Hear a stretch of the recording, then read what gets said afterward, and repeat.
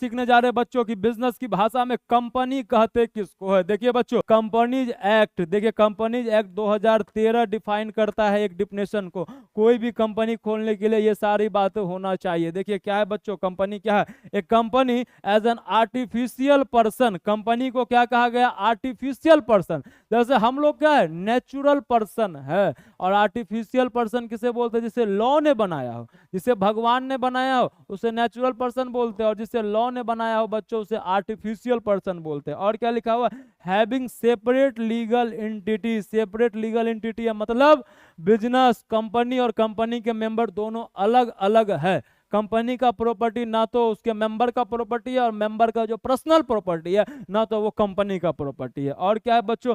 Perpetual succession, मतलब company चलते रहेगा। अगर इंसान की मृत्यु भी हो गई फिर भी कंपनी चलते रहेगा। आप देखिए टाटा इंडस्ट्री में हमारे रतन टाटा साहब नहीं रहे, लेकिन फिर भी आज उनका बिजनेस है, सेटअप है, कंपनी है और चलता ही रहेगा। उसके बाद क्या है बच्चों? And A common seal. Common seal का मतलब बच्चों की कंपनी जो है वो खुद से साइन नहीं कर पाएगा, इसीलिए उसके लिए कॉमन सील बनता है, एक स्टैंप मोहर का बनता है, जो कंपनी के बदले कहीं भी डील करता है, किसी भी प्रॉपर्टी को बाय करना है या फिर सेल करना है तो वहां पर इसका काम आता है। तो बच्चों आप लोगों ने सीख लिया कि आज की कंपनी कहते किसको है।